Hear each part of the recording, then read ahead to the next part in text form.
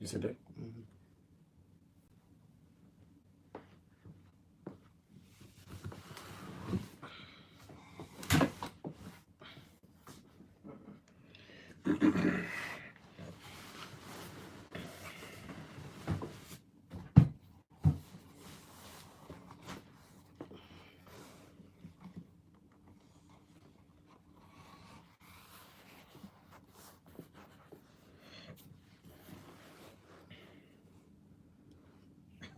Picture's funny.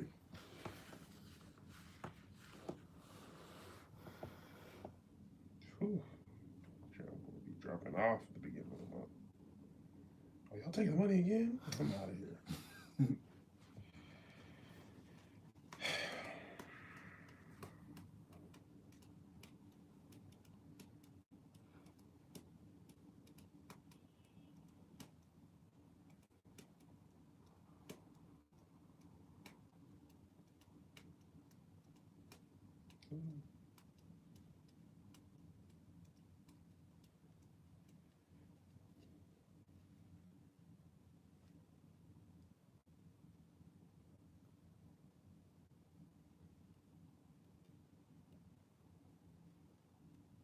All right.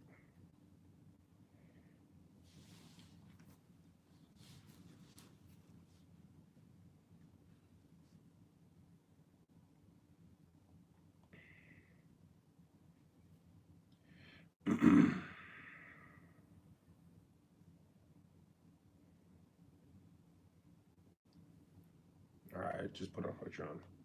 I don't think we're probably gonna get that many people though.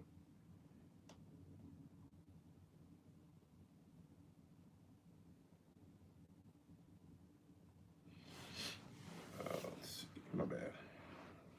I'll make sure it's live.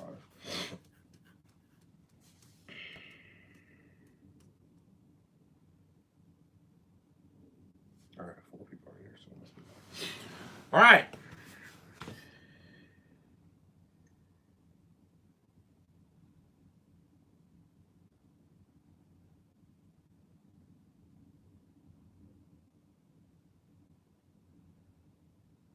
We got 10 people to say good morning. Good morning.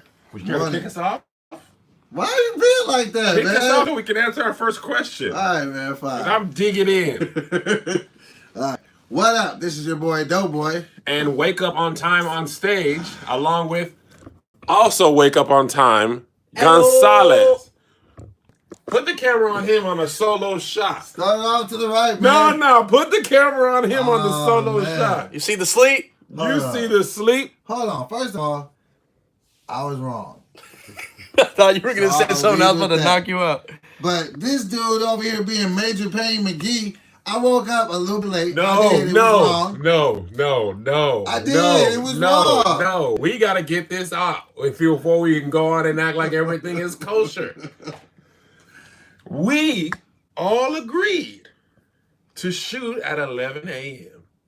London time. We're all tired. I'll give everyone that. We had a show. We ain't really adjusted to the time difference. Been on tour for 6 months. You've been on tour for 7 months. Further making my point All right. that if I can get up on time after performing twice, we went out, had burger, steak and eggs. I don't know what you ordered. You were on the other side of the table. Bacon and eggs. Bacon and eggs. But this No, hold on. Before we started off to the right or the left, we all set our alarms. We all wake up. I'm tired, y'all. I set my alarm 10:20. I was like, oh. It's one of those alarms you got to set to make sure. I got to set it way early because I know I can't set it close to 11. I got to give myself the time to think about getting up. I can't just wake on up. I'm exhausted. It's my first good night of going to sleep at a relatively normal hour and sleeping. No flight, no train, no automobile. Josh is texting me, hey, Kev, you good? Well, let's talk about that. Oh. What room is you in? Oh, 416. I'll be right over shortly. We make it on over, and lo and behold, who is laying in the bed, fully asleep, shirt off, shirt off, Body out. body flailing all over the place. This dude, well, that was today. Well, yo. So me and Josh are like, how much time do you need to be prepared for the time we were supposed to be? Give me a minute, 10 minutes. Is breakfast over? Is breakfast over? Is breakfast over? That's the first thing on your mind when you are asleep at the time we should be shooting. Is breakfast. Y'all know they got them croissants downstairs. Anybody got? I just want to know they got croissants down there. I ain't know they had them. Before we shoot anything, I gotta get a biscuit up in this. I gotta get the motor started. Can't get the motor started. You gotta give me one of them carbs. Give me some of This dude, no apology, no my bad. Oh, y'all really mad about the fact that y'all got up on time? You mad that I slept a whole nother 40 minutes? Duh. And you took a shower in sadness and tears, bathed in your warm tears while your wife slept smelling beautiful? Your kids, is room service available? And I gotta go shoot a podcast? All right, you're right. But listen, in my defense, okay, not in my defense, but in explanation of things, I have not been sleeping good overseas. Oh, Hold on. This is all Have I'm you saying. been My God, no. Have That was the first time I I slept. just want you to qualify anything that you're experiencing that we are not. Okay, so I don't know everybody else's sleeping pattern. I just know mine. I don't know who sleeps when, even though I room with them. So it's been since we came to Barcelona. We've been here a little bit over a week. Last night. When did we get to Barcelona? No, to Amsterdam. You got ash all under your lip, man. or toothpaste. It's toothpaste. Toothpaste, baby. Nah, but that's what I'm saying. I was just tired, and then last night was my last performance of the tour. I was emotional. We were out till like 3 in the morning, and then I didn't even fall asleep when I first slid in here. I didn't probably fall asleep till like 7. That's on you. So at what point did you say, "Let me set my alarm"? My luck. You never even set your alarm. Because once I fell asleep, I was just like, let me go get it. It's here for the picking. All right, but now we back in the mix like Harmony Grits. I told myself, Kev, don't even go in there with bad energy. Don't even. Then I just saw him like... Once you ain't It here was with the really dog, bad. I was like, hey, man, what's up? It's like, more... And this sorry. is right pack only. I'm Listen, we're not going to put the performance face on for family, okay? It's more the sheer... combination of sheer exhaustion. I just wanted to... Y'all want to know the truth? It's the truth, man. The truth, because the first question is about the truth. Something is I just want to get it over with. I get it. Like not in like, oh man, it's just like, okay, once I get this done, then I don't have to worry about. I just want to get back to home and have a semblance of a regular schedule. So let's start off to the right so we can answer the first question. All right. Sorry, man. I really do truly apologize. It won't happen again. Don't say that. Because you have said it won't happen again. Okay, but okay. No. No to your defense. Hold on. No. Just let me say this. You have said it won't happen again to so many things that have happened so many times again. Oh. And saying it won't happen again when it happens again. Because at first I was like, all right, man, this is a matter of this word. No. You left stuff in the office, it won't happen again. 5, 6, 7 more times you left trash in the office. And every time you say it won't happen again. And every time it happens again. And this is actually very rare for you to be late. You're usually the first one to the office. And it is tough. But you acting like it ain't tough on all of us. Like you the only one on overseas tour. We just in America like, oh, it's written 9 o'clock in the morning. Hello, governor. We're going to talk about that regularly. I'm going to be on a tour. All I was just saying was, I mean, I get it. I messed up. It was a mistake. But I was just like, I don't like do it all the time. Why do you think that makes you think that saying I don't do it all the time and it was my... What makes you think that makes people feel like... What's to be mad at me? I'm sorry. Start it off to the right for our fire on you. You good now, though? Yes. Is your energy I better? feel better. No. Started off to the left, another installment of Righteous and Late Wake Ups. And righteous and I didn't wake up on time in London and he's mad and they didn't get me no breakfast. They didn't get me no breakfast. All right. All right, let me pull up the question. Spice Adams is out here. He just said we can pull up to his cooking show. What? You out here in London? Yeah. Shout out to I don't know what Spice Windsor doing is. Do you big know what things. Windsor is? I'll look it up. What's the address? You from Wingston. I'm from Wake Up on Time. Wow, man, you can't keep saying it, man. Oh, yes. I have to be absolved of all wrongdoing. No, you don't. On time. Yeah, that's me. All right, here we go. We got a lot of questions left. So I'm trying to shout y'all names out because y'all right pack. Y'all just are the best. So let me find this question because every time I close my phone, I have to go back to it. It's a 40-minute drive. I don't know if we're gonna make it out. Sorry, Sorry, Spice. Spice. Love you. Love you. Really do. Not gonna make it. Can I say something about the overseas experience so far while you guys look for questions? Sure. So far, we have been to Amsterdam, we have been to Birmingham, and now we are in London. I heard it. And the resounding opinion of food over here is it's trash. Sir, excuse me. It's not good. I know a lot of people be talking about America saying we mess up food and we be messing stuff up, but no, like stuff be trash. Europe overall, this is my third time in London. I've yet to have a great meal. The fish and chips ain't even good. No, Tahir ordered. You hand me that blue bag. Tahir ordered fish and chips last night. This fish was this big. I kid you not. This big old hunking slab of fish. They didn't bother to put a speckle of salt. Oh, you gotta like season everything at the table. He had to put pounds and pounds of what do you call that? Tartar sauce. I ordered a burger medium. They had it well done, thy good and faithful servant. Burnt bread, burnt burger. They had the pickles well done. Like, fam, what? Enough. None of it was good. I haven't had a good meal over the pond. England is known for beer. Somebody said they have a slogan. They said they have a slogan when they go out drinking called "If you eating, you cheating." Eating is cheating. So that means that they don't want you to soak up the alcohol in your stomach. I was just like, sheesh. They be peeing outside. They have urinals outside. It'd be a lot. I like London, but also America does. One thing we do well is food and mass shootings. Oh, man. Let me tell you what, and I didn't want to talk about this. I don't want to talk about it. I'm going to say this one. I'm going to tell you one. This is my honest opinion. This is my honest opinion about what it's going to take for mass shootings to stop. It is going to take mass shooters organizing and doing a mass shooting on the same day at the same time for America to really be like, might be a real terrorist problem.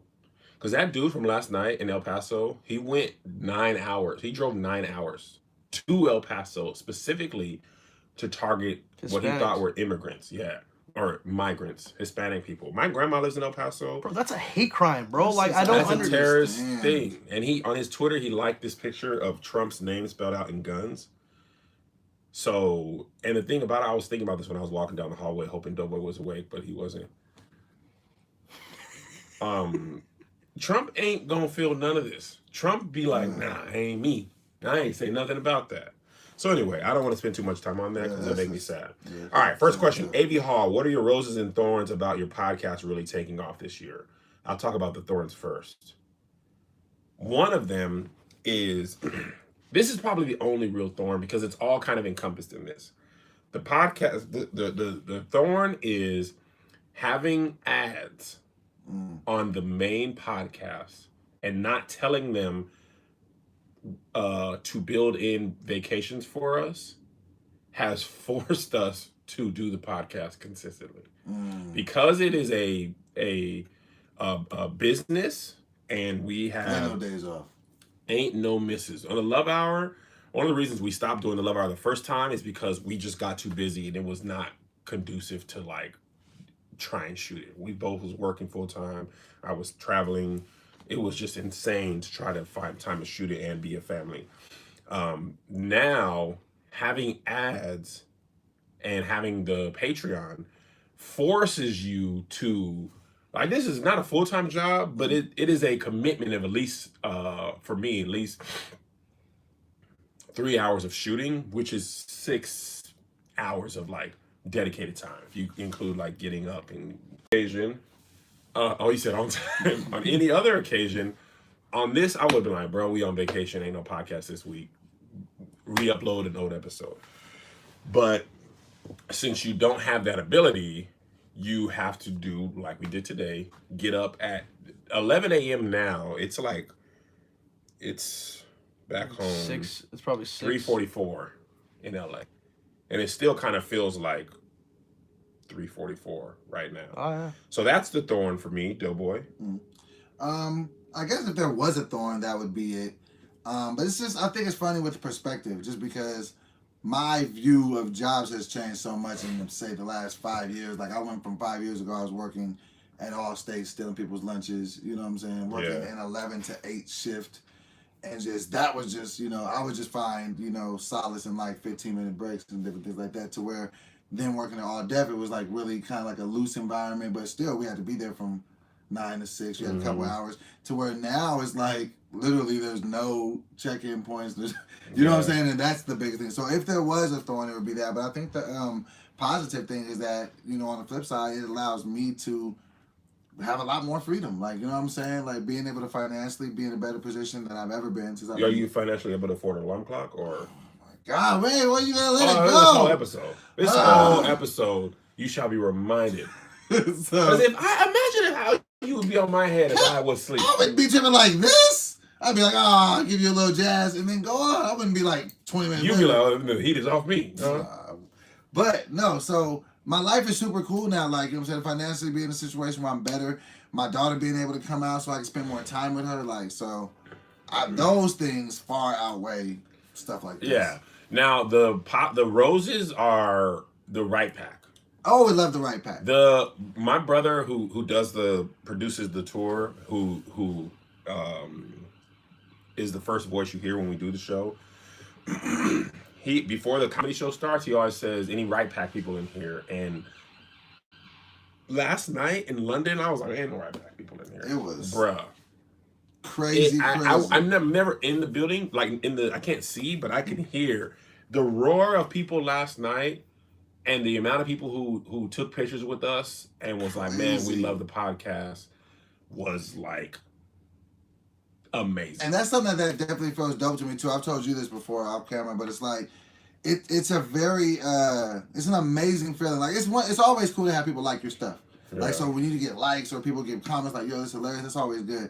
But what I like really appreciate is, like, especially with the right pack, like when people see me, like when I meet them for the first time, they be like, yo, congratulations on day 604 on your sobriety. Like, they know me as a person. Like, oh man, 40th birthday, not just 2 a weeks. Performer. Yeah, that's just a really. And that's what I love about the right pack. Like, on a regular episode, I wouldn't talk about my real feelings, which is Doughboy not waking up, because you need to be in performance mode all the time.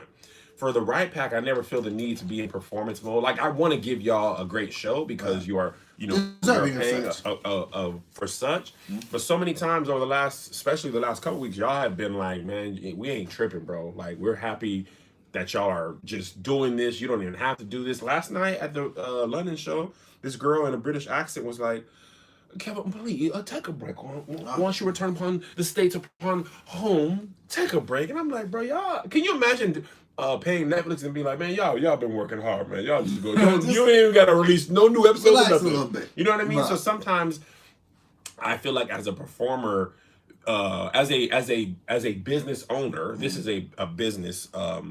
We're providing a service entertainment, just like you pay for Netflix. No, right. I feel like I never want to let people down. Right. If I promise, and that's just how I am in life. It just extends to the podcast. If I told you I'm going to do something, by golly, I'll deal with the repercussions of being exhausted. Like, I could have slept probably, I don't know, 3-4 more hours had I not had to do this. Like, or like, had you not set your alarm. Oh, yeah. You just always, can we take his mic? We're not even using mics right now. Can we take his? And that's another thing. Hold on. Roommate code, you would just think. No. I mean, it's my fault. I did what I did. But no. Let's make a point of this. No, get up and make your point. Look at these beds, and look how close they are together. Literally, you should have felt me wake up. This is not your responsibility, but literally, if you just see me and you know we're supposed to be sure, you can literally just do this. Hey, bro. I'm not gonna tap you mid-sleep. Hey, big head. Like, I'm just saying. What do you think and this Josh is? left at You 10. literally to were go- right here. Play some of the God details. You could have had my Josh back. went to go get juice at 10. He wasn't even back. That's all I'm saying. It was my fault. I'm just saying. You could have You easily are just been like, absolving yourself. hey, of bro, you knocked responsibility. out. No, I'm not on. Because I said I did it. And I No, but admitted you're it. expecting him to help. Ain't no help. We men. You got balls? I do. Do you got balls? I do. He gets paid to wake up just like I'm you. just saying, he started his car in the room. He drove it out of here. He drove it down the hall. You could have said, Not today. come on, man. I'm He started the sorry, car. Josh. I can't laugh. I can't not laugh at Mini Cooper jokes. The fact that the hall is so small. By the way, speaking of cars, riding in an Uber in London when the driver we had last night after the show was like being on the opposite side of the road. It feels like cars are coming direct because England doesn't have like a lot of road dividers. It's just like all the cars are just on the same street, and you're turning, and the car is coming straight at you. It feels like There's no barriers or dividers, and the streets are not really big enough for two cars, so it's really just who's gonna be aggressive and take the ride away. No, but this is the messed up part. It's like that on the freeway. Yeah. On the freeway, Well, they don't really have freeways here. That's But if you to notice be when we going drove- 70 miles an hour and there's no divider on different. Yeah, but like there's no traditional freeway. Everything is one lane here. I don't know if you noticed that. There's rarely even two, three. There's never really three cars side by side. And they be driving like you said that yesterday. Like the only way you can drive is to be recklessly aggressive. Out there. Yeah, it's wild. You All know, right, second you question. hit your car. As a this is for me, I guess. As a married man, do you find it harder or easier being around single friends? That's a good question. Here's the thing about it. A boot. My I have what I call respectable single friends. I'm I would respectable. say. Yeah, I don't feel like to be quite honest, 100% honest, at all deaf, people just, for the most part, people just cheated on me. Was ever on that, like none of my friends ever was like openly just cheating and stuff like that. But I don't really surround myself with people that are not like-minded, so I'm never really like tempted like that. No, I'm never really tempted like that because it's like all my single friends are, I mean really my only single friends are Doe and Josh. Like yeah, the only people that I hang out with are well, Serena's in a they're single, not married, or dating. Like not in a relationship. No, Yeah. you're not in a relationship. They have to be married. So Doughboy and Josh are the only people I know, and Doughboy is very what's the word? Determined. Yeah, not even determined. Doughboy respects the sanctity of marriage, and he ain't no like I'm gonna cheat on. He ain't look at that girl. None of that. He don't really be like look at that girl around me like that. He don't really be showing me no DM. None of that, unless it's like a DM of somebody saying something wild. Like sometimes he'll be like, man, look how pretty this girl is. Like that she's hitting me up, but not like Kev. You know, some people be like, man, look at this. You know, you don't even. Oh yeah. Yeah. Josh is even less talk about love life. He's just like, I don't know if I'm in love with the music and the pictures. I want to say something. So this is just something to say. This is, I don't have a point to this, but I do have a point. Interesting topic about being married. I talked to my ex-wife recently, and it was very freeing. What did she say? What did you say? I just hit her up cause I'm just at a point in my life now where I'm just looking for like closure and things. So I literally hadn't really had a real conversation with her in like almost 4 years. How did that get to be 4 years so fast? Quick, man. I've known you for 5 years next month. That just. I feel like I just went over to your house for that power party. When I was getting down on the grill and you loved my barbecue. Remember that? Doughboy burnt. Nah, man. Everything on that grill. That chicken. I need a redemption. I need a redemption. Hand me those pants. You sure? Yeah. That chicken looked like this. Seasoned. I was like, fam, is the burn part of this a Cajun? No, it's not. But yeah, everything at that barbecue was gross. Shut up, man. Now I gotta redeem myself. But nah, I feel like I'm at a point in my life where I'm really looking for closure. And it was really, really cool. I feel like she needed to hear some things from me. I needed to hear some things from her. So in my life and trying to move forward, I'm letting go of old baggage. So are you? I did that. I am. So do you feel closure? I'm trying to mature. I absolutely really, really do. Because I talked to that ex and another ex not too long ago. So knocking it all down. So are you closed? Do you feel free to move forward with your life? I do. That's good. Way. All right, next question. Someone said advice on how to handle dating someone going through sobriety. Ooh, great point. Don't drink around them. And if you do drink around them, don't make them feel weird. Understand that they're going through something. Why you get so quiet? I feel like I'm listening. So weird. No,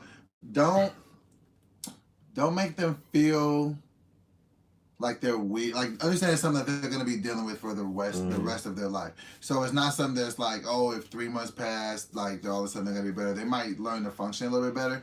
But I have to always remember that this is something that I'm going to consistently fight for the rest of my life. But other than that, just treat them just normal. Like, you know what I'm saying? Like, my biggest slogan that I use now when people talk to me about drinking is I'm allergic to alcohol. When you say it like that, it's just a lot easier just because if we go out to Red Lobster, that's not going to make you feel guilty for eating shrimp. Yeah. You'll be like, oh, can't eat shrimp. Yeah. You know what I'm saying? So once you can kind of look at it like that. That's funny that you say that, not for the alcohol thing. Yeah. One of my friends does not like cantaloupe or honeydew. Neither do I. So when he asks for fruit salad, he says, I'm allergic to it. Because he said when you just say I don't want it, people they'll forget to take it out. But if you say you're allergic to it, they're like, oh, if it touches it, they'll get sick. So he's like, man, you say I'm allergic to cantaloupe, they give you all the strawberries and pineapples. It's probably freshly cut too, so they don't sit in the fruit salad. You can't even touch the other stuff. You don't even get cantaloupe. That's what I'm gonna say, because I tell people no tomatoes, no onions, and they always forget. But I say, hey, I'm allergic to onions, and they're oh snap, they can't even touch. Yeah, because the allergy thing. Well, it's a lawsuit. Yeah, I just really don't feel like putting it on. Yeah, so that's good. How has being on tour affected you when trying to maintain the above, sobriety, singleness? My thing I'll speak to the married thing. Most of the time, now Melissa comes, so that's easy, because she's there with me and in the room. When she's not on tour with me, or when I'm on solo dates, honestly, I didn't even realize this. Me and Melissa were just talking about this. I have what I'll call an artist routine, and I wasn't even aware of it. So Melissa got mad at me. Not mad at me. She told me that she had to... Can you have your headphones? She had to understand that when I am going on tour, I flip into artist mode. And I didn't know this. This is new information.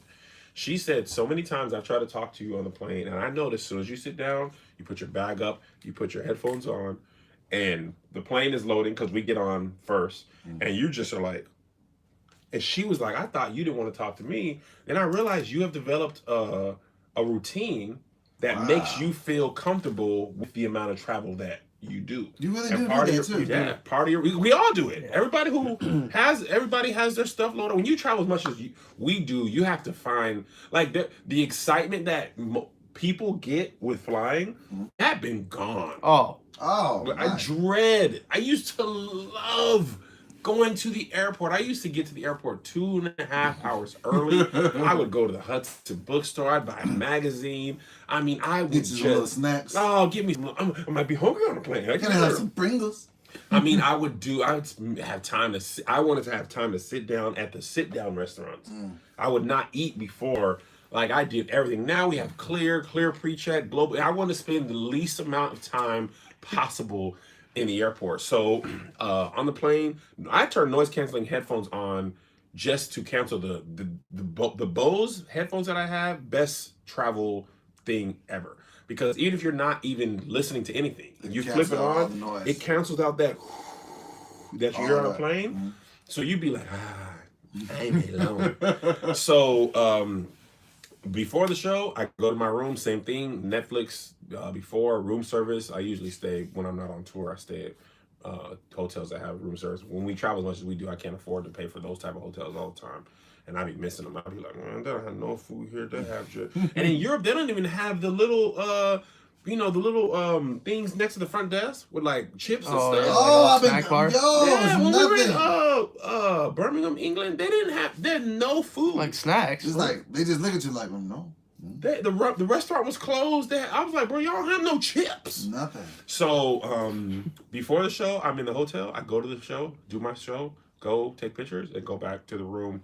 I don't be on none of that stuff. So routine has helped me, and actually a lot. I used to try to answer a lot of fresh DMs, like when people would talk to me and stuff. But now that the DMs are like when people respond to my story, but then people like once you answer one time, people are able to talk to you forever. Right. And so many of those people were just like saying one funny thing or one nice thing, and then they turn out to be weirdos.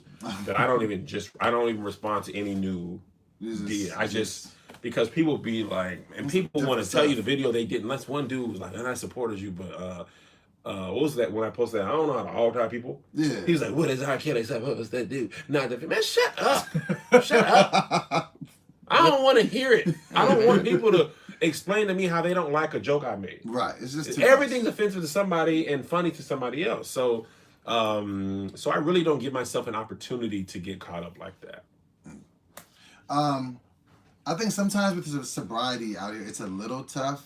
It's just because sometimes, like for instance, like Essence festivals, like sometimes you'll be in environments where it's just like, whoa, and even over here, like people will be drinking. So, you know, sometimes like, you know, when you're living a sober life, like, you know what I'm saying, you have to, number one thing, you have to pick your people, places, and things very, very carefully. Like, I don't hang out with certain people. I don't go to certain places. I don't do certain things. You don't hang out with drunks. Yeah. So, and a lot of times when you're around it, it can just kind of like start to trigger some stuff. But no, that's what I would say would probably be the only tough thing. Otherwise, it does give my life structure, and I do appreciate that. It does kind of concern me a little bit too, because when I quit my job, I'm a person that really thrives in like regularity and just routine. And if I don't have that, I can kind of suffer. That's why All Def was so good for me for so long. So not having that does kind of concern me, but the structure that it did give me, I did. Yeah. Like so. Yeah. Travis asked, "Are you guys hiring, looking to expand, or do internships? I'm trying to do some video work with you guys. We're not hiring. We looked into internships, but it's illegal in California to have interns who are not college or who are not in college. That's the trade-off. That's the thing that they get. A certain company called Awesomeness TV had an army of interns that were unpaid. They start off with legit interns like Josh. He was in college and he interned. Patrick Cloud, if you guys know from All Def, he was an intern at Awesomeness, then All Def. Dez, who might be the greatest producer in the world, one of 5 that I know. Actually, the best 2 producers I know are both women. Meg and Dez are. If I were producing a movie, I'd call them first. 1 and 2. Internships in California are illegal unless a person is getting college credit because companies exploit interns. Awesomeness did so much work because they had basically an army of unpaid interns. And they get sued for that? Oh yeah. California labor law does not play around that. So most people who hit up, I don't know if you're in college or not, most people who hit us up for internships are not in college, and therefore we could get sued by California. Right. If they ever wanted to sue us, we get sued, and I don't have get sued money. So I pay people freelance. One of the best things I learned from All Def is how to run a business like this without having a lot of full-time employees. So once the tour is over, the only full-time employees we have are Josh, Serena, and Greg. And everybody else is contract. The guys, they're paid for under the tour's budget, the tour manager, all that. So all those expenses drop tremendously, and also the tour income drops tremendously. So what All Def used to do that messed us up is we had people paid regardless. They'd work on a show, and then we would find them work to do because they were on payroll. Yeah. And a good business is like, okay, we can't, like Josh is completely tapped out.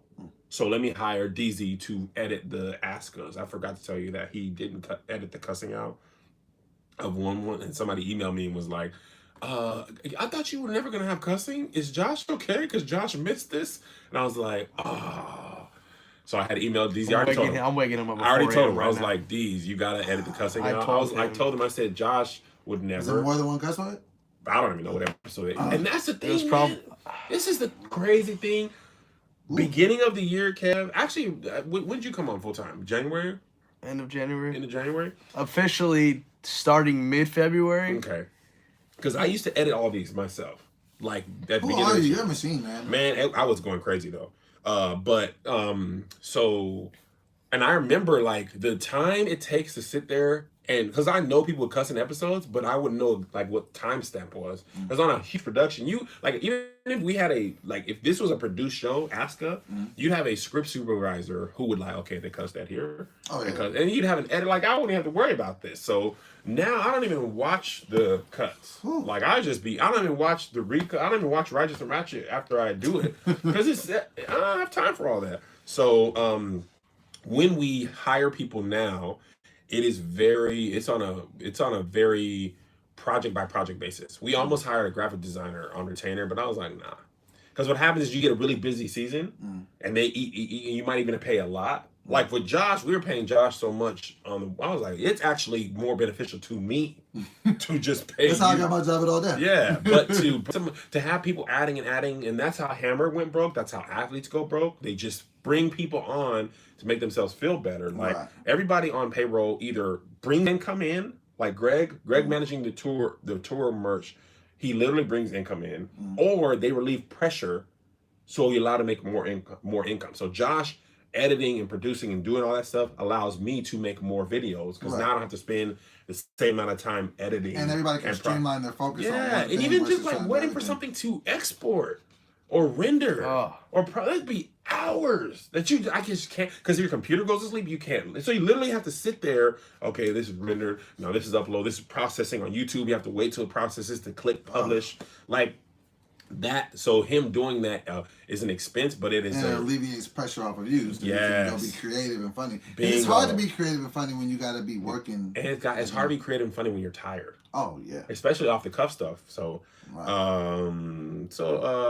your answer is possibly on a freelance basis. But what I like to do is spread the work around amongst friends and family, people I trust first. Before people, but as the company grows, you never know. We might be posting job opportunities, things of that nature. All right. I had another good one. Let me find it because they're not like ordered in any way. The future of social media. Donnie Lush says that. What do you think the future of social media is? I think it's gonna get crazy. Just because it's so. I always say this. I feel like we're living in a bigger boom bubble than any other generation. Like I just feel like the things like I used to have. What's a boom bubble? Like as far as technology. So it's like, you know what I mean? Like the things that we've seen. Like I remember having a pager and playing stuff on a tape to where now there's no CDs or nothing. Everything is digital. I remember moving out here 10 years ago and there was not even really like, I feel like the only thing was really like Facebook. There was no Instagram. Nope. There was no Twitter. There was What year was that? 2009? 2009. So only there was a lot of Facebook. stuff. Oh, there was no Facebook. There was Facebook only was around. Facebook. Only Facebook. Yeah. And MySpace. And you couldn't even post out. videos on that. And so now, just to think of where the world is, I feel like in a good way and a bad way, it's just gonna get. I feel like within the next 10 years, we're gonna see technology as a whole go crazy, but then also with social media and stuff. I feel like. I mean, because we show everything now. Like people be getting killed online. I feel like the social media, every big business owner has whoever's become a billionaire, they have maximized a idea at a space and time where only that could have happened. So like BT, the Bob Johnson story of how he did BT, he saw that all these advertisers, nobody was there to market to black people. We were humongous consumers. Every business knows that. But there was no way to say, here's where these people will be watching with Nielsen, anything like that. So when he started BET, he got that. And since there was no black content, he was getting all the content for free. He was getting black people's, I think he started with like football games and HBCU stuff. He was getting it all for free? All for free, because people just wanted to be on TV. Wow. So he would get free content and then sell that to advertisers. And then the moment he sold BET to Viacom, it was at its most profitable. And he made $1 billion. And literally the moment after that, it went down. And now he was like, if I wanted to start a cable network right now, I would make a dime. And same thing with Uber. Like Uber couldn't exist. Why is that? Because so many people have gotten into that space since. Yeah, well, there's so many different options for cable and black content, things like that. So Uber, if you really think about it, Uber exists with two very important things: internet and GPS. Because the thing about Uber is the thing that taxi cab people have to get from a place to a place. Right. New York with the map or whatever. In London, the streets, there's no street signs. All the addresses are on the building. I couldn't do it. Yeah, so I was really trying to put my mind there. Like, what would it be like if you lived here? I was like, I cannot do it. But because of the internet, you could move right now to London, get a car, and be an Uber because all you're doing is following the GPS. So that company, like Uber, doesn't even own a car. Well, now they own some cars. I think they lease them, but a lot of the top companies now are app-based services that they don't own anything. Airbnb doesn't own any hotels. Uber doesn't own any cars. Alibaba doesn't own something. I don't know how they do it. But anyway. You know what I was also seeing over here that is an indicator of what might be coming technologically? Is like in every McDonald's that I've seen over here, they had those Order by yourself. Order by, there's no more. You know what's funny? I heard somebody say this on the Democratic debates the other day. He said Republicans have successfully blamed immigrants for technology. He said if you look in Detroit, it's not wall-to-wall immigrants building cars, it's robots and machine technology that's building your car. You're blaming immigrants for jobs they don't even have.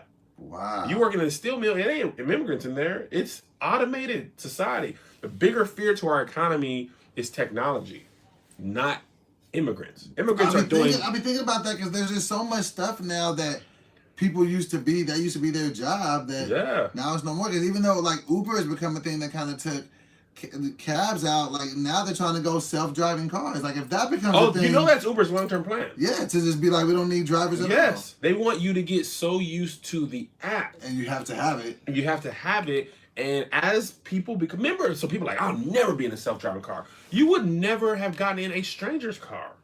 That is really crazy. That there's no extensive background checks. Literally, when I used to drive Uber like a year and a half ago, like I started the process like on a Monday, and by Thursday I had the sticker. I was good to go. You could have been a mass murderer. You could have had all knives. And there's a lot of stories about people getting Ubers on accident or whatever and getting killed. We're just like, looks safe to me. I'll go. I'll look at this guy. I can trust him. I remember when I was in Jamaica, the first time I got off, went on a, like we had like, it was our first cruise, so we didn't have money. You don't need money on a cruise though. No, we went off to Jamaica. We were like, we want to take a tour. And I got into this dude's van. Just a dude, not the official taxis. A dude's like, come here, through the fence. Hello, come America. American. So we went in this thing, and I literally sized him up. I was like, I could beat this dude up. So when I got back home, there was a Jamaican lady at our church. She was like, yeah, we took a tour of that. She was like, with the person like that, are you crazy? And I was like, I could have beat him up. She was like, he could have had a gun. I was like, he could have had a gun. For some reason, I thought this was a fist fight scenario. Never really thought he could have had a weapon. That's really how you made it. That shows how stupid as men we are. Like, you can go stranger's car, you're just like, I could beat him. He was like, what if he has a gun? Didn't think about that. I'll punch the bullets. I feel no blood.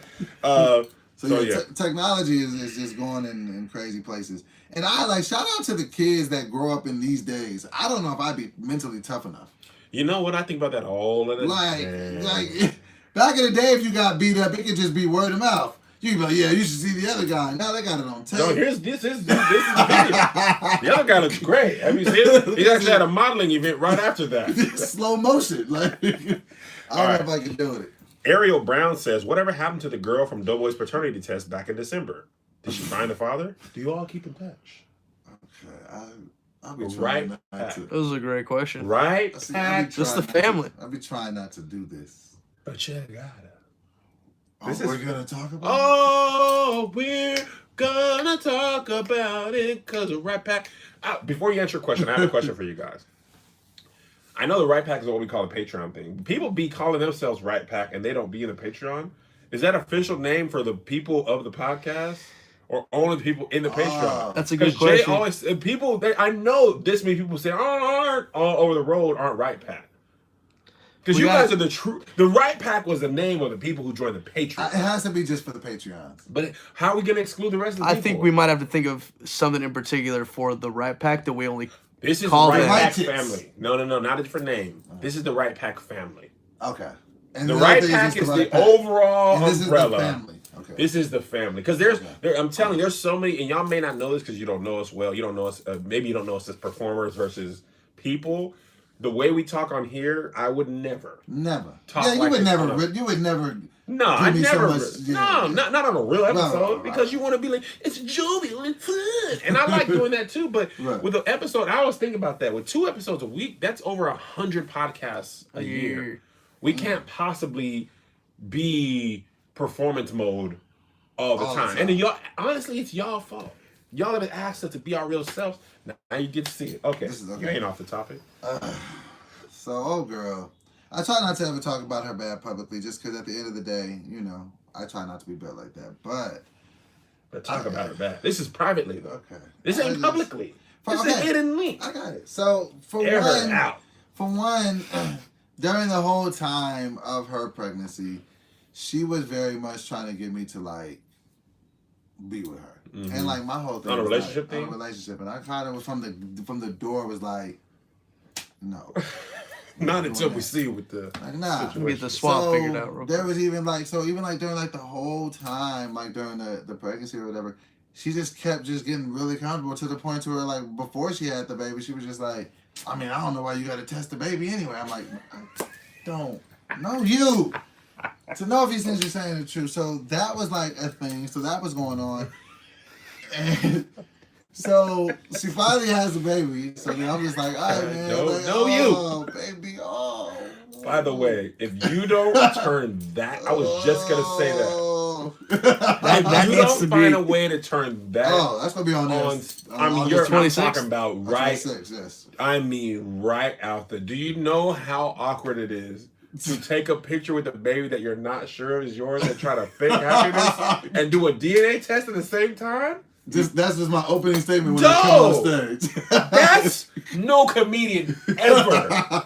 That life experience is so unique to you. Right. You could get a comedy, as if that matter, a Comedy Central special. But if you do that joke you have told us on tour so many times, and it is so, you're so cute. Precious. I love and you. the fact that I love you. Question mark. This is behind the scenes. Do multiple swabs. Oh my God, yes. You gotta swab the cheek in between pictures. You gotta wait to find out if you're gonna distribute. I love you with the picture that you sent. Because there really was a picture, just like. Is it mine? Yeah. I'm a father. So Kiara, you have a brother. So that was just tough. So going through the pregnancy was tough, and then like. When I found out, her response was just less than, because, I didn't know what to say, so I sent the emojis. And then her response was, I know now. That's the thing that makes me the most mad. Her saying I know now means she knew. She knew that. She knew. But see, I don't want to think that she knew, because I know her as a person. I hate to see it, though. I know. I honestly think in her mind, she really thought. Because why would you go through all of that? Because you know what she did is what I do. What? Let me just push that feeling down. Really? Yes. The fact that logically that she had sex with somebody else. She knows that, not you. Bruh. So she's the just like, thing would have been just to say that. If it's him, that would be so bad for me. I'm just gonna wish it was Doughboy because he seems like fun. He seems like he'll be present. He'll take care of the baby. He responds to my text. If it's just this other dude who just smiles, this is a dude she used to mess with. It can't be him. So with her, it's. I'm not saying she was malicious, right? But we have that ability to be like, that thought is nope. And then one time she just hit me like I just felt like. I'm not mad. Tell her what happened after. Come on, man. Ariel Brown is paying her money. So then one time she hits me up and she's just like, look, I know you're mad, and you're pretty upset about this, but after you calm down a little bit, maybe we can grab lunch. I'm like, okay. Chicken Club. Can we talk? Turkey Club ain't gonna fix this. Turkey Club. We ain't gonna ciabatta bread. Bring a little BLC for your boy. I know he like the bacon. Man, that was crazy. Oh man, water under the bridge. But then another time she hit me up like, "Yo, are you busy Thursday? Or are you busy Saturday?" I'm like, "No, why? I want to know if you can help me move." Help you move? Help you move Can you out move? of my life. You move. Helping someone move is I would only ask my client. Everybody hates moving. You help. Hey, everybody hates helping move. You only help people move who you really love. Yeah. It's a ruined day. You're usually only paid in food and carbonated beverages. Like that's I really you know love. The thing I really really hate when people ask you to help them move and you get to their house and they're not packed. I would never do that to nobody. Now you're putting like dishes in a sleeping bag. Why? Okay. How am I supposed to move dishes in a sleeping bag? Clink, clink, clink, clink, clink. Because you didn't pack. Like, I hate you. Trash bags for your, please. But that, you know, towards the end of the move, you're like, man, forget if all this breaks, I don't even care. You start leaving stuff. I don't need a couch. You can't leave your couch. So yeah, old girl, and I don't want to stand to her character, never will, but I don't know what's going on in that mind of hers, but she gotta chill. Yeah. Okay. Yeah. You feel good? Mm-hmm. Okay. You were still light to the touch with that. Huh? Yeah, I said you were still light to the touch with that. What do you mean? I didn't go in. You ain't hit her like you could have. I'll be trying not to be that way. She didn't have no problem being that way. But I get it, and I don't want to turn you into a monster. Yeah. David Young asked why the Grand Rapids MI show was canceled. Let me tell you something. Ooh. I'm going to tell you why. Because some people have asked about business. Mm-hmm. Touring is a business. Mm-hmm. The idea is to make more money than you spend. Small market shows like Grand Rapids require so much money in advertisement and often don't yield the requisite return, that sometimes it's like, okay, in order for me to sell enough tickets to make the show viable, I have to pay for enough Facebook ads, Instagram ads to do that. And if the return is not possible there, then it's better for me to cancel the show, refund people's tickets, than to pay the comedians, the tour manager, the hotel, the flights, ads, all that stuff. So on this 80+ city tour, we probably canceled maybe 5-6 shows in really small markets. I think Grand Rapids, Dayton, Ohio, I don't know, a couple other ones. And now I see, because what I wanted to do, because sometimes you go to a small city like Tulsa, we sold 1,000 tickets. They really came out, because sometimes you go to a small market city and they really come out, and sometimes they don't. So moving forward, I probably won't even schedule any small market cities. It's just like, that's part of the thing that you deal with when you live in a small city. You know, people don't come to town. Like, we went to Birmingham, England yesterday, or 2 days ago. Oh. No good amount of tickets sold.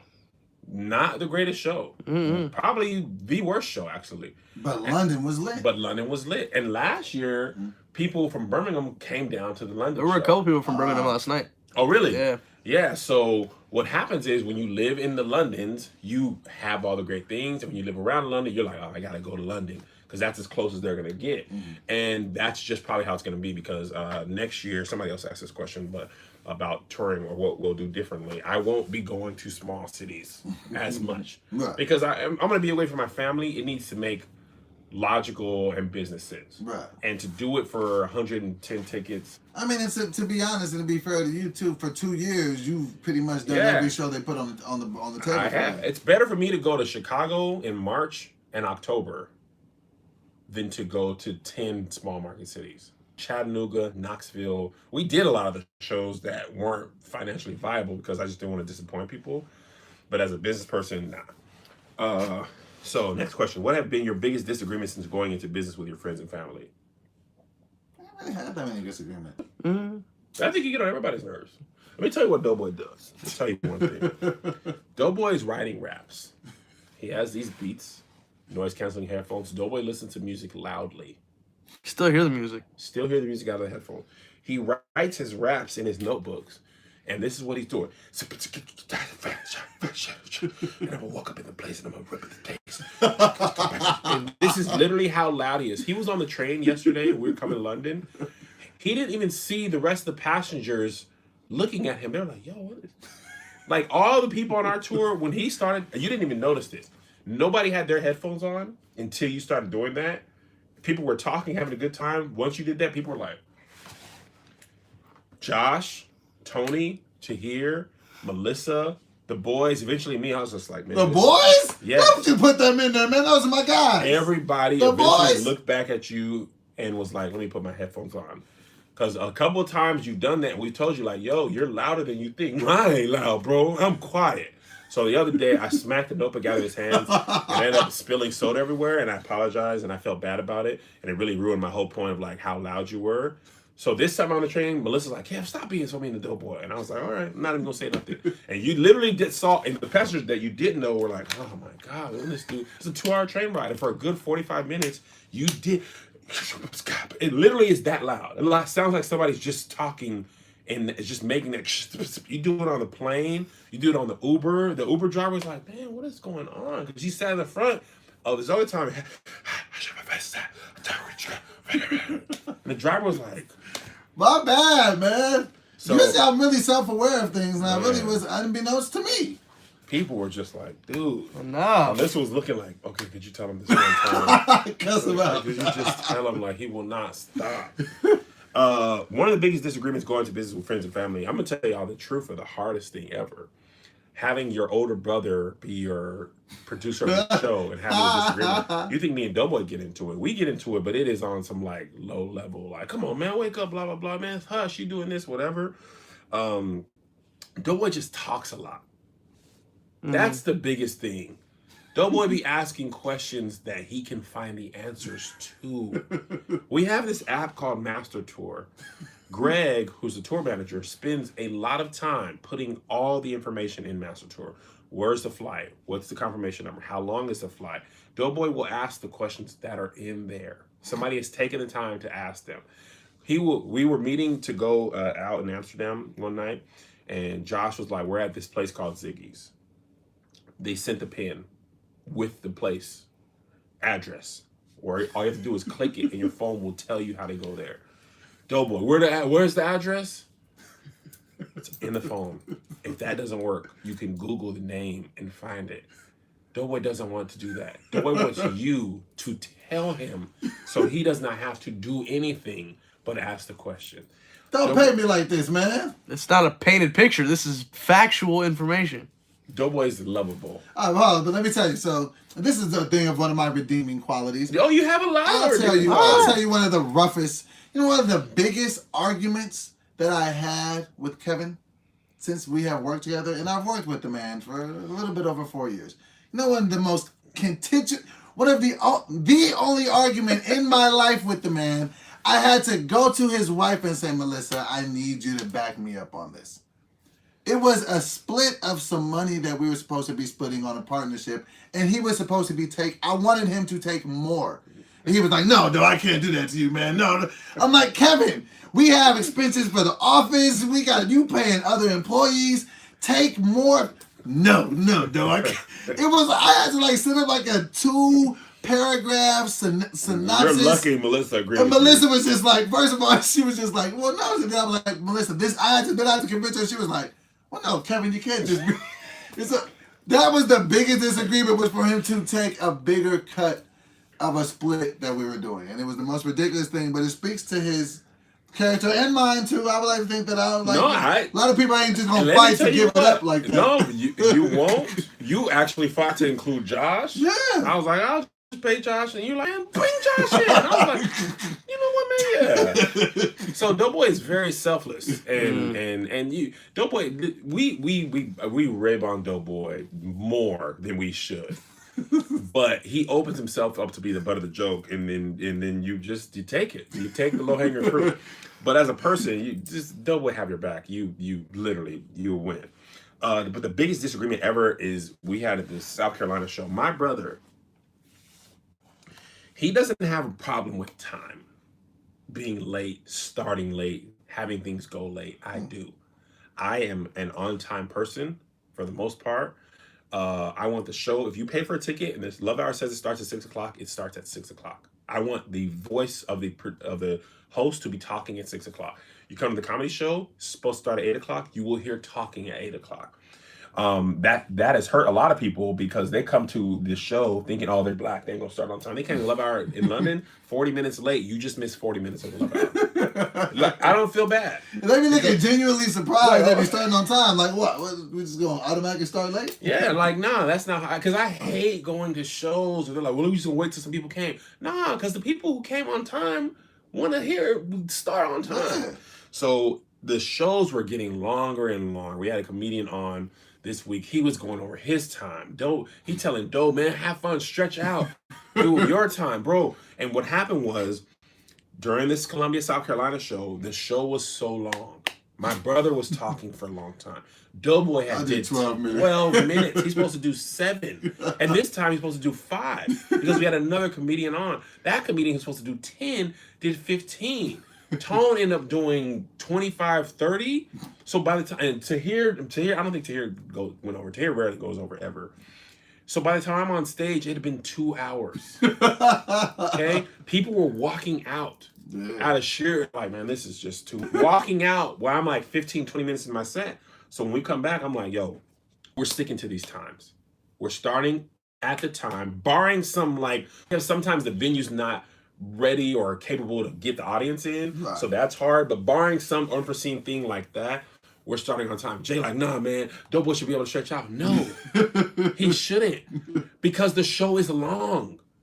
A comedy show shouldn't be more than 2 hours. Right. After 2 hours, it ain't funny. And we basically had to go down to like, this is my show. I want it to start on time. I want you to be done talking by 3 minutes. I want Doughboy to be on stage. He does his 7 tight. When this guy does, he does his 7 tight. Tahir does 15. Tony does 25. I do 45 to an hour. It's tough because if I'm cutting my time down, other people can cut their times down. And we disagreed hard. We argued, yelled. Doughboy and them was Josh. Was like, what is in my phone? Anything at all? Was it the type of my phone? Like, but at the end of the day, Jay actually came around and apologized. He was like, you know what? You're right. This is the way I would do it if it was my show, but it's not. It's your show. This is how you want to run it. This is how it's going to be ran. So that is hard, because if that was not a family member, they wouldn't think to just go rogue like that. Right. You know, this is the way it is. But when we did the Playmakers, me and Jay used to argue all the time. It was always me and him about stuff. And I usually deferred to him because he was my brother. Right. And he was older. And I just basically had been living, you know, under that mantra. But we would go at it all the time. But at this point in this business, this actually is my what I say it is. It is. Right. And I didn't want to pull that card. This is your, I'm going to take everything you guys are saying into consideration. I'm going to take everything you guys are saying into consideration and do exactly what I was going to do at the beginning. And I usually do listen to people. Right. But I'm not going to have a bad audience experience. So you can feel like we having a great time. There has to be a line drawn. It's got to be a line drawn. And I want a tight, clean, I want people, I'd rather have people feel like, man, I wish there was more of that. That's usually what the consensus is. People want to get, when people are looking at their watch, like, I got to get out of here. I got to work. And it was a Sunday night. You stayed too long. So that's probably the biggest disagreement. See, that's something I'd never talk about that in public. Right. What's next for you and Kev since the tour is ending? Doughboy's done. Let's talk about your feelings. I don't know, man, because I think I thrive so much in program and routine. So I'm excited because the best chapter of my life is about to start because my daughter is coming. Man, August 12th. Super excited. Well, no, because she's gonna come down with my sister. I was gonna go down there. It got pushed down? Well, no, because my sister's coming down anyway, so I was gonna fly her, but now I don't have to fly her because my sister's just gonna bring her down. Oh, okay. So, but it did push it back 2 days. It did. Okay. Because I've been here on August 10th. Right. I was looking forward to it.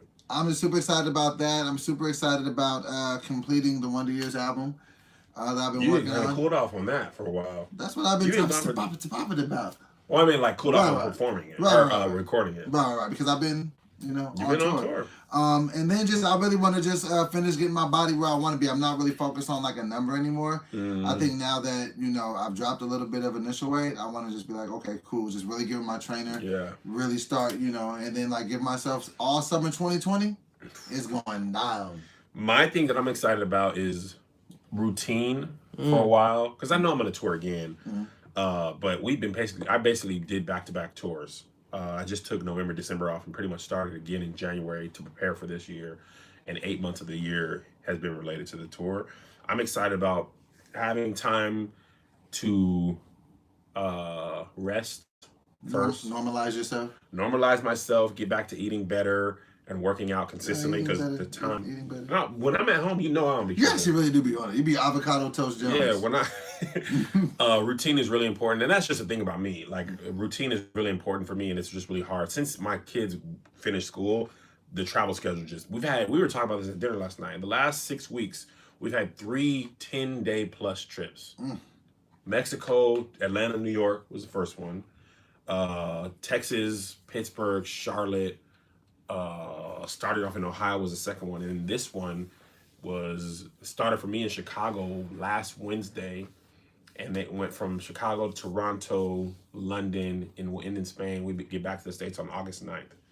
So it's just impossible. I think in total we were only home for like 10 days between June and July. Yeah. There's only like 4 days in July for me. I was just like, this is it's tough. So I'll be really excited to go to my son's soccer practices and soccer games. That's probably the thing I'm most excited about. Like October, November, December, we have light work as far as travel. We have some Righteous and Ratchet dates in September and October, but not many on purpose.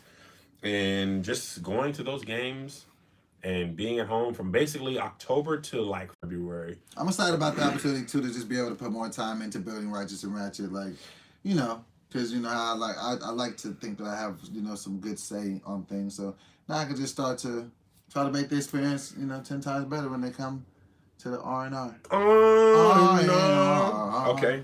H. Latrice Eden, we got a couple more before we got to go because we got to go to afternoon tea at 1 o'clock, which, by the way, I don't want to do Ratchet and Ratchet Adventures.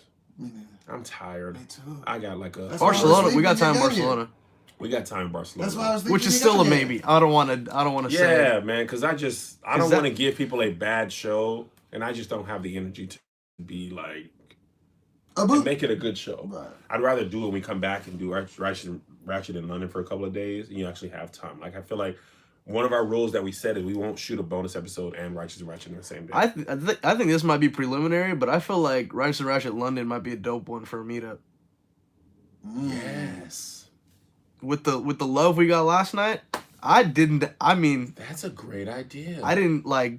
I've heard a lot of like roars for Righteous and Ratchet when, like you said, Jay was announcing, but that was by far. That's when I came back. That's what I told you. I want to do tea. We could do afternoon tea. I want to do that swing thing. Oh, that was in Amsterdam, but we could do that. You know what I do want to do for our R&R adventure? Mm-hmm. If we do it for how we're supposed to go to Six Flags for my birthday. Oh yeah. Because me getting on a roller coaster for the first time is gonna just be. I'll probably cry. Watch him black out from the G's. So for Zay's birthday on Thursday, I had Candace look up some fun stuff to do. And there's a super dope water park in Barcelona. Oh, you can take him? I might take him for his birthday. We can all go. Okay. But I don't want him to be like, my birthday sucked because I was out of the country. Because last year all he wanted to do was Benihana's. This year he wanted to do the same thing. It's pigeon food. Here Drake says pigeon food. Yeah. Is there Benihana's over here? No. Oh. But anyway, so and she looked up a Camp Nou tour. It's there. You can go. Can we eat when we go get tea too? There's food included. With tea? Yes. Okay. H. Latrice Edmond says, does Doughboy know anything about any of the candidates for president? The candidates for presidents? Can you name any of the people who are the Democratic who are running right now? There's a lot, so you should be good. Name how many you know. Bernie Sanders. There you go. Hillary Clinton. All right. What's the next question? We got time for like 2 more. Hillary Clinton's not running this year. Donovan Mitchell. Who? For real, bro. How many do you know? I don't know anymore. You only know Bernie Sanders? You got time, luckily. And to be fair, Michelle even said this. Is Michelle running? One of the reasons why they don't back people this early is because it's early. It's too early. But at this point, you can't name nobody else but Bernie Sanders? For real, no. I'm not trying to be funny. That never comes across your timeline? The debate stuff? Or you just wait. Was there a dude named Kelly? First name Kelly or last name Kelly? Robert? Clarkson? I don't know. Joe Biden? Joe Biden's running? You didn't know that? No, Joe Biden in the podcast. He's Barack's vice president. You know who Joe Biden is. He's the vice president right now? Oh, Lord. Joe Biden was Barack Obama's vice president. Well, who's vice president right now? Mike Pence. Did you really not know who the vice president of the United States was right now? I don't. I've been on tour. No. Been a vice president for 3 years. That's on tour. For real, bro. You really didn't know who the vice president of the country is this year. No. How do you be knowing? I just know we're not supposed to like Trump. Hold on, time. What's crazy is this isn't even Doughboy on the podcast. I'm not even joking. You better You not put this didn't out know to the. who the vice president was. Well, how would I know? When did we say his name? When he was elected vice president of the country, Doughboy. Jesus. There's not knowing politics, and then there's children know who the vice president is. I don't want to do this. How many vice presidents do you know? Al Gore? Okay. Michael Dukakis? Was there a Dukakis? Oh my God. There was a They Dukakis. said, don't come back till you know the Yo, candidates. There was a Dukakis. I don't be knowing vice presidents, man. You can't make me feel bad for there's that. not voting, and then you have no idea. If somebody's not voting for the president, why would they know? George W. Bush. Okay. Do you know anyone who was in his cabinet served There's a movie. at any time? The whole movie called Vice about it. Do you know who his vice president was? He was a president before Dan Obama. Quill. That was Daddy Bush. That was Daddy Bush's That was vice fair. president. That was H.W. Bush's. No, was he? I think he was.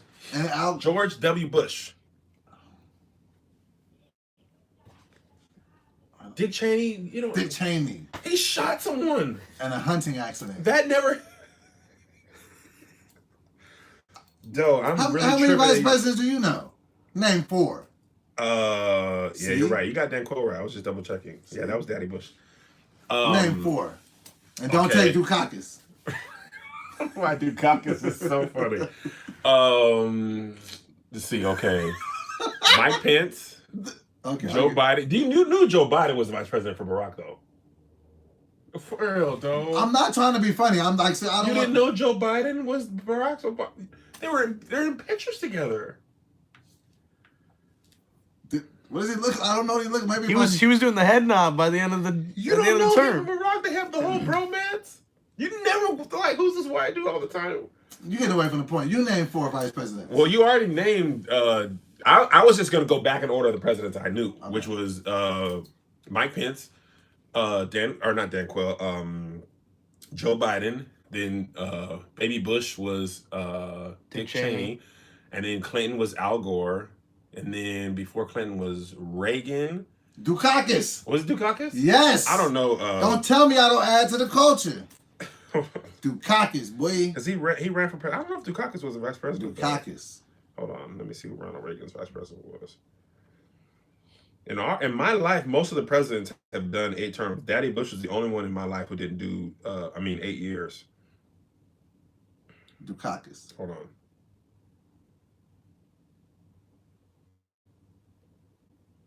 Who is this? Did you hear that Ronald Reagan Use the N-word? yeah, Or no no? monkeys? You hear that? Yeah, did you hear that? I didn't hear him say it, but I heard about it. It was George Bush. That's who it was. Dukakis? Daddy Bush was Ronald Reagan's vice president. Oh, okay. Dukakis ran for president, but he lost. He was never vice president? Nah, he had some scandal that he was in. I really don't be knowing vice presidents. You should have known Joe Biden. I wish I knew more. Barack Obama was president for 8 years. But when does the other people ever come up? Joe Biden came up a lot. Did he get in trouble? No. Did he do something good? You don't know the black woman who's running for president? She's from California. I do know her. Okay. Wait. Kamala Harris? Pepper. You All right, man. never heard Beto O'Rourke. You never heard none of these names? No. Inslee. No. Pete Buttigieg. He's gay. Budapest. No, that's a place. Budapest. I don't even know him, but hey, I'm gonna do it. Julian man. Castro. What I'm gonna do? Elizabeth Warren wants to eliminate student. I'm gonna debt. get educated on politics, and then we're gonna do Win. a voter swag type thing. I'll help people. Doe. Dang, man, I felt dumb. That's dumb. That's not dumb. That's ignorant. And I don't mean ignorant in like a mean way. Right. Ignorant in like you could know these things though. Vice president is basic. We're not talking Secretary of State. I guarantee if you asked a lot of people, I wouldn't be the only person that didn't know. I wouldn't. I bet it would be a lot more. They don't know who the vice president is right now. Yes. Doe, you don't want to do this. I believe that if you took a poll, if people were being honest, Doe. Well, no. if people were being honest, if you said who's the vice president right now, a lot of people really wouldn't know. Do a poll. Do a poll. People are gonna lie on a poll. Okay, well then there's no way to But really people tell. would know. If you did a man on the street and we went to Hollywood Boulevard and asked Americans, well, the thing about Hollywood Boulevard would be a lot of tourists. But if you asked Americans, most Americans know who the current vice president is. I don't think as many people know as you think. The current vice president? You talking about adults or children? Adults. We ain't worried about kids. We ain't about adults. No, everybody knows who the president and vice president is. I'm telling you. The current one. Like, if you go back some years, people forget who the vice president is. But you think the majority of people would know who the vice president is right now? Yes. I think if people were being honest, it would be, what percent would you think would know? At least 70. 80%. 80%. Yes. I guarantee you at least 35% of people would not know. So you think only 65% of the population knows? If we're being truthful. If they're just being 100% truthful. Okay. Last question. Let me go back to this one. This is kind of a long one, so this will be the lean because afternoon tea is at 1 o'clock. I don't think less people really know about the vice president. You want that to be true, so it makes you feel better about yourself. How far is tea from here? It's downstairs. Oh. I'm gonna order a burger too. Dip the burger in tea. What's that bacon cheddar hitting for? Respect my privacy. Amanda Seals, I didn't. Wait, stop. Josh, please grab the camera, please. We're not gonna do this. No, stop. Oh my! Oh, the ash. Oh, that's because I was rushing to be on time. No, but you see these crisp ones? I was rushing to be on time, and you shouldn't be that ashy, do I have cuz. time to put lotion on, or do I have time to be here for the time we're supposed to shoot? To be fair, he was wearing sweats, which covered up the ash. And I don't put lotion on my legs when I'm wearing sweats. It's a lot of work. It's a lot of work for what to see. I don't care. Respect my privacy, and you wouldn't risk like being late because of that. Because I'm a timely guy. That's fair. I'm poignant. Amanda Seals and the backlash she received when explaining that celebrities do not have to forego their privacy. Oh, I'm sorry, this was DJ. Respect my privacy. Amanda Seals and the backlash she received when explaining that celebrities do not have to forego their privacy just to appease their fans, agree or not. And along those same lines, what's this person's question? Elise Beatty, social media personalities and their rudeness to their fans. Okay, so the first question is, do celebrities need to forgo their privacy for their fans? I mean, I don't say technically if they have to, but unfortunately, you're going to give it up either way just because of the way the world is set up now. So even if you feel like you're going to have some level of privacy, you're not in this day and age that we live in. Now, should we have the choice and should we be able to say I do or I don't want to? You should, but it's almost impossible to do that. And social media, people being rude to their fans is something I think they should never do. When people have their first interaction with you, they're going to remember that. If they're invested in you, invested in your content. So people being rude to their fans or people that support them is something I'm gonna go a different way on this. The privacy part, I agree wholeheartedly. I feel like it's like being a professional athlete and injuries. Of course, you don't want to get injured, but it goes with the territory. If you are notable, you want a lot of followers, you use those followers to make money, enjoy your life. Part of what you give up is your privacy. People are going to care about your life as well. Scandal, whatever. Like if I cheated on Melissa. Good or bad, right? Yeah, if I cheated on Melissa, it wouldn't make the shade room because I'm not like that level. Right. But people would make videos and posts and memes and they'd make fun of me and pictures, like Antoine Fuqua. Somebody caught me kissing somebody else other than Melissa in Italy and posted a picture, like I'd take a beating. Yeah. So there's one thing.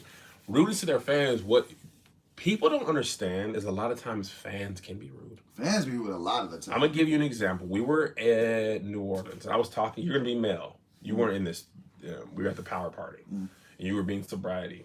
Somebody said you should have put Indo-National instead of International. Oh, Indo-National. That's good. You still have time to Barcelona. For Barcelona. Indo-National was good. Got it. So you made a good decision. You was like, hey man, this club ain't for me. So I'm talking to Melanie. She ordered a drink. And I was like, hey, what's in that? And she's literally like, oh, it's rum and whatever it is. Somebody, a fan, a woman, literally did that to her. This is my sister-in-law.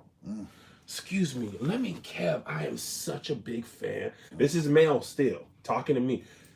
Literally, though, box out. Wow. And Mel square up. Yeah. Mel is not the one.